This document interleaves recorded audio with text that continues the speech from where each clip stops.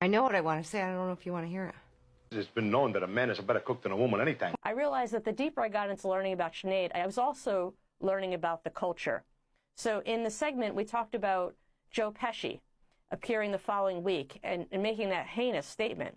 In 1992, Sinead performed Bob Marley's War on Saturday Night Live, then proceeded to rip up a photo of Pope John Paul II on live TV, declaring, quote, "Fight the real enemy." A week after her Saturday Night Live appearance, Goodfellas star Joe Pesci appeared on SNL and had this response during his monologue. She was very lucky it wasn't my show, because if it was my show, I would have gave her such a smack.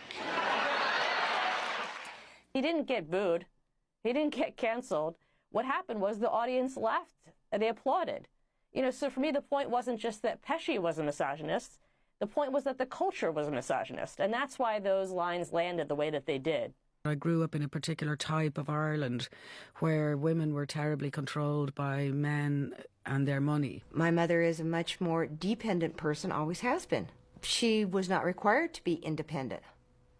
She was discouraged from it. Consequently, in her older years, she falls very easy into that dependency of my father. You don't feel a need for a change in your way of life at all? No, quite happy. And the husband wouldn't put a cup in the dishwasher because he pays the bills. Why aren't you doing the cooking then? Not supposed to. It's not my line. I always told you, when I come home from work, That's right. You sit on that chair. As soon as he gets through with dinner, he comes in here, sits on that chair. My father-in-law, he used to cook for himself, so he's giving a better example right there. Eh? What does International Women's Year mean to you? Nothing. Nothing at all. We were never allowed to talk back in any way, even to question why should I do something. We were scared of the parents. We were scared of the parents. There's also been physical violence and emotional manipulation and psychological torture of children for generations. Generations of Irish children were brought up through this system of education, and these children have gone on to become parents. Everybody comes out in step, and they're all dressed the same, and they all have the same ideas, and they teach each other what to think, what not to think, and how to dress, and just what to do, and how to accept everything. This is one of the last outposts of civilized society. That's primarily what this work is for, to train them, I would say, for formality and conventionality. They take that with them wherever they go. You know, women were supposed to be this way, men were supposed to be that way. Does it mean that that phenomenon could be generational? So the people who were exposed to decades of suppression are more vulnerable to conformity and would be the first to say, yes, we agree to everything.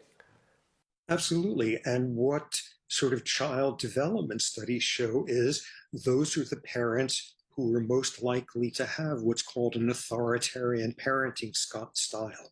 Do this. Why? Because I said so.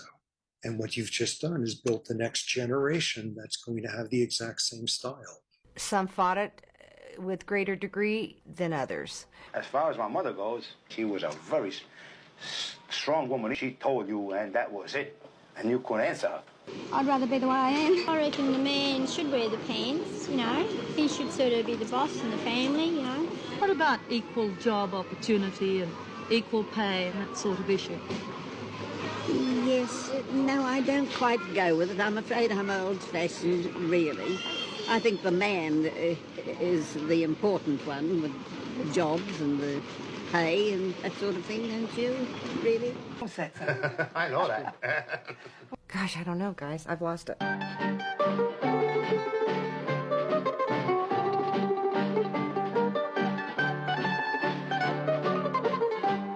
If you misbehaved, you weren't normal. I think it's a word that people are constantly using to exhort you to behave. It's not normal to wear your hair long. It's not normal to wear Levi's. It's not normal to listen to rock and roll. It's not normal to read comic books. There's a whole list of a million things. Many young people found these restrictions painfully repressive, but they struggled to obey them anyhow, because if they didn't, they knew there'd be unpleasant consequences from society. And my tardy mouth used to give me a lot of trouble. It had to happen that way. It had to be that way. We were a different group of people then than we are today. Has women's liberation affected your life at all? No, no. I don't believe in it. Why not? I don't know. I've got no opinions on it. Have you resisted it? No. Have you ever read anything about women's liberation? No. People are so unaccepting of change. It's just, I get it, right?